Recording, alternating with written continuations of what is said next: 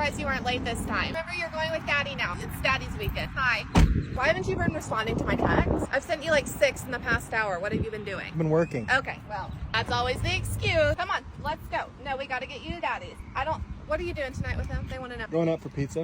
Okay, I've got all their stuff packed. You know what? That bag I sent Mary Jane with, the pink one, I still haven't found that. And I think you have it. You took it. So, what? No, I packed the socks. They told me that you always lose their socks. Come on, guys, grab your stuff. Oh my gosh, your car's a mess. John, really? Chill out. No, I can't. Okay, kids, just get in the car. No redhead around my kid. Do you think you can follow that? Sure. Okay. Have tennis practice on Wednesday. Mary Jane, get out of the car. I'm not asking again. Last time you missed tennis practice, and that was really sad to Mary Jane. You know, you're looking really good lately. You know what? I don't really like that comment. We're not arguing. We're fine. Everybody come give mommy kisses. Remember, if the crazy redhead comes... Jolene. No, I'm telling them. If the crazy redhead comes, call mommy. Okay, that's all. I expect a full written report in 2 hours.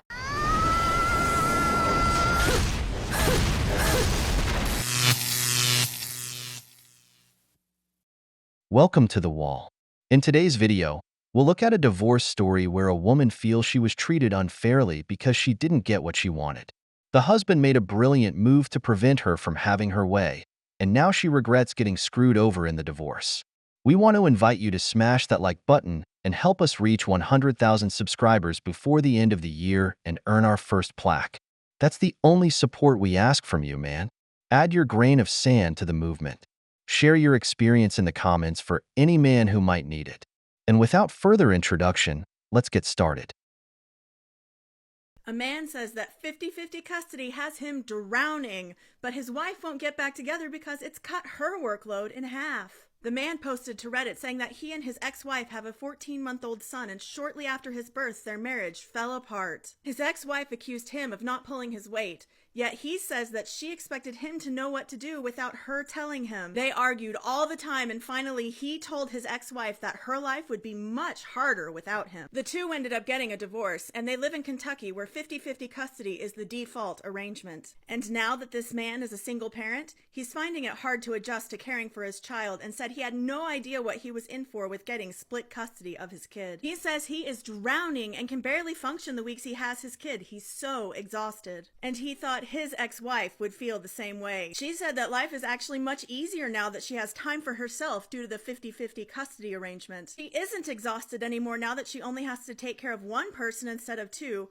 aka she was having to take care of that ex-husband. People in the comments were not sympathetic at all to this man. After all, the only reason he wants his ex-wife back is to have her take care of the chores and the child care. Instead of actively seeking solutions to manage his responsibilities as a single parent, he hopes that reuniting with his ex-wife will shift the burden of child care and household off of him. He should rather focus on growth and self-improvement as a father, seeking out parenting classes, helpful books, and overall ways to improve his parenting. His only solution does not have to be a woman to relieve him of his parenting and household responsibilities.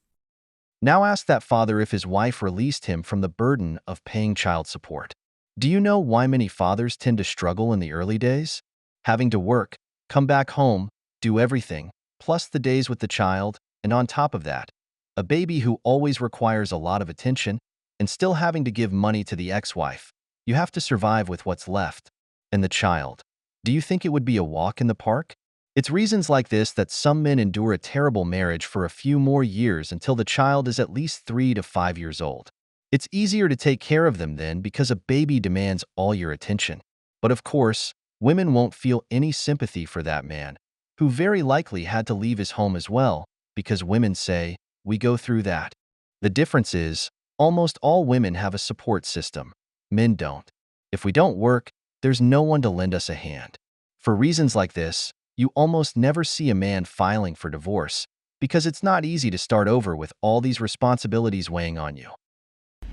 After my divorce hearing, where I was married for 10 years, I was a traditional wife, I was a stay-at-home mother to 4 children. One of them is disabled. She had 4 open heart surgeries. I have been their primary parent since the moment they entered this universal realm. I'm the person that they have known from sun up to sundown and through the night.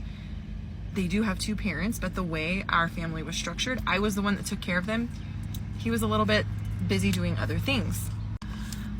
I wrongfully assumed that courts would see the situation for what it was and give me everything that I wanted, and I would be able to remain their primary parent and remain in good, like, just everything would be amazing. And that's not what happened. I had to not only split custody, but in my opinion, it was horrible because this person doesn't even have their own home. He is living with his romantic partner. So I was like, how is the court going to give you 50% custody? You don't even have a fucking home. You're an actual hobosexual.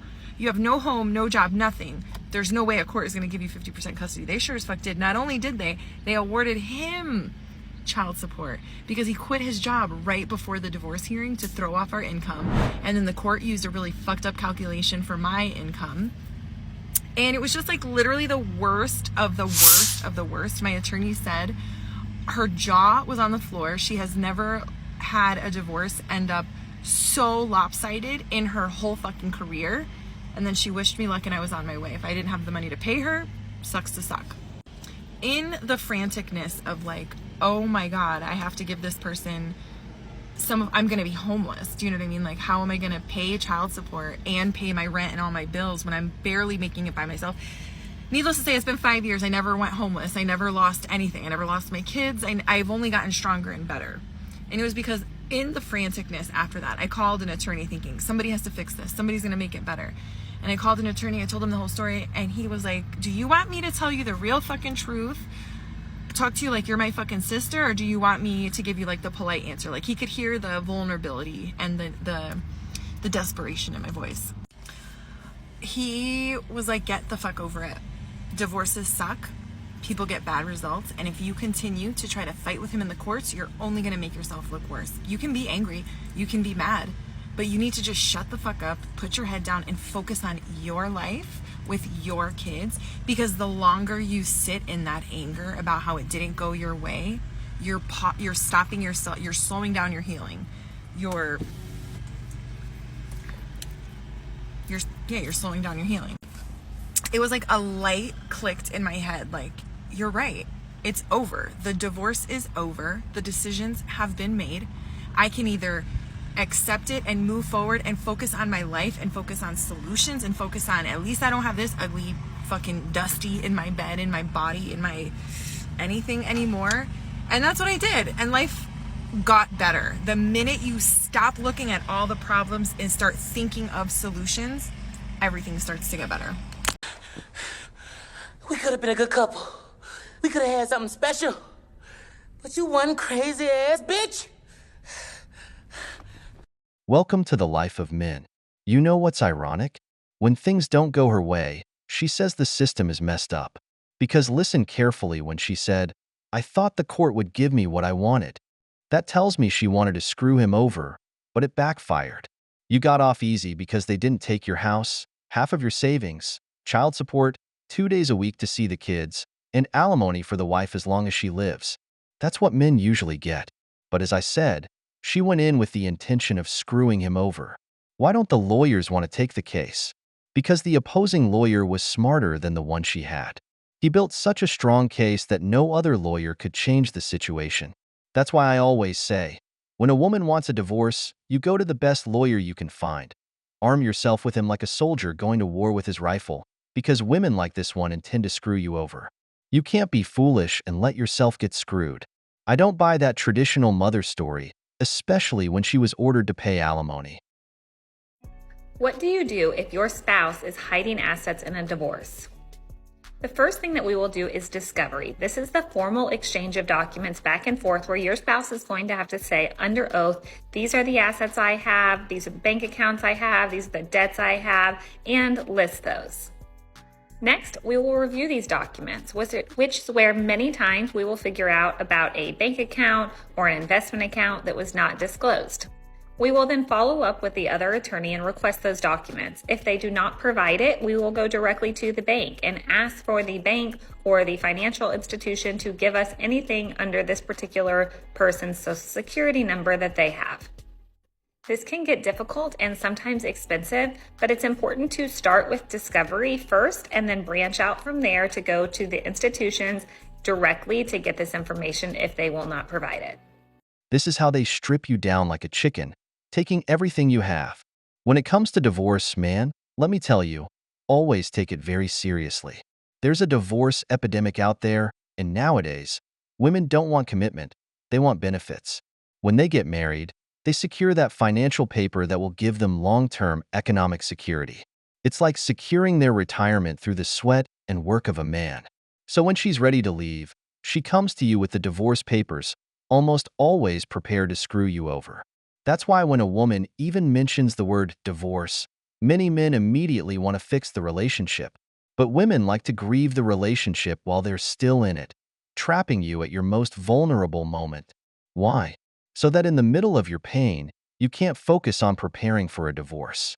That's why many try to kick you out of the house. So in all that chaos, you won't be ready for a divorce. That's why I say, find the best lawyer. That's your rifle to go to war. Women in their 40s who get divorces and kind of change their life and switch gears, and they're being accused of having a midlife crisis, no. They are returning to who their feral little heart always would have been had the world not kind of pushed and shoved them into this box. We kind of follow the path and do everything that's right and be a good girl and marry somebody and have kids and all these things. And then you realize, okay, but when does life get fulfilling for me? Because I kind of felt, washed away in my younger years, and now in my adult years, all I do is for other people, like, what the fuck? And you kind of wake up and realize, wait a minute, it's now or never. I better take life by the horns and start doing something, or I'm just always gonna have existed for nothing. So exactly why you notice you never see trad wives in their 40s advocating for that life. And you can discredit this by calling me whatever you want, bitter, jealous, old, gray, blah, blah, blah. This is just one woman with some experience trying to shed light to some other women, because I wish somebody would have told me this.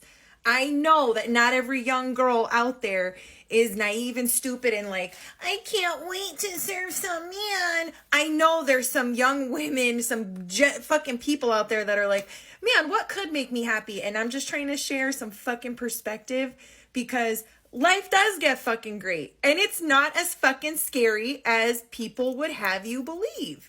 So yeah, fuck the trad wife life. It does nothing but serve other people. And you fucking matter too. Cocaine's a hell of a drug. You know what happens with this type of woman? When she reaches a point of dissatisfaction in her own life, she tries to blame her husband for it.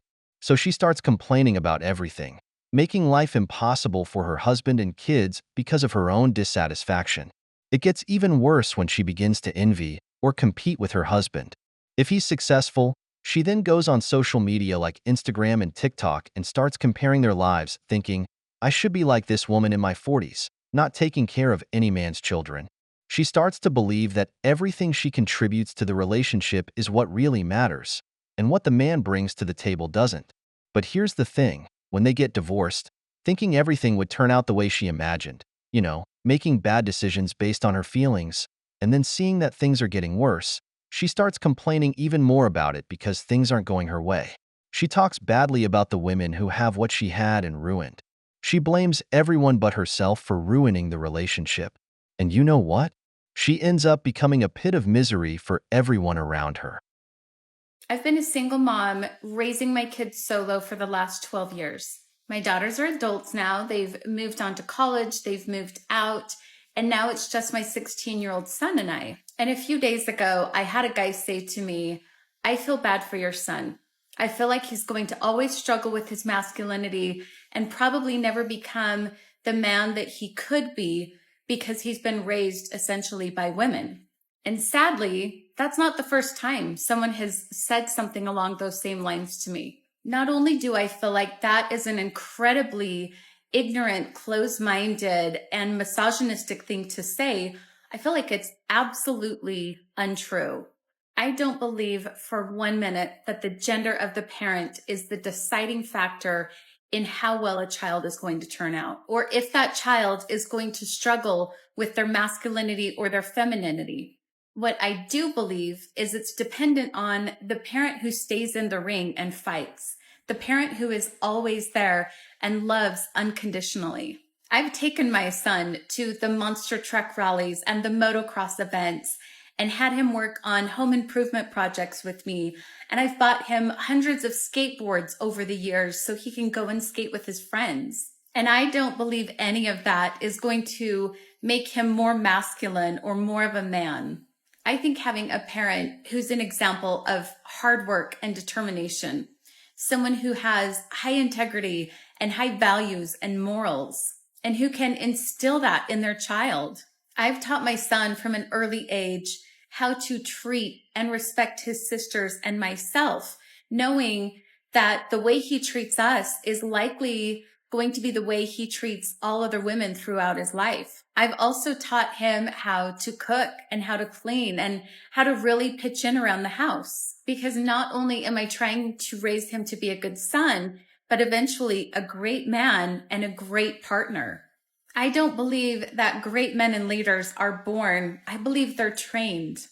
And though I will never be able to fill the role or compensate for him not having his dad in his life, I sure as hell am going to be there to provide the tools so that he can become the best man that he can be.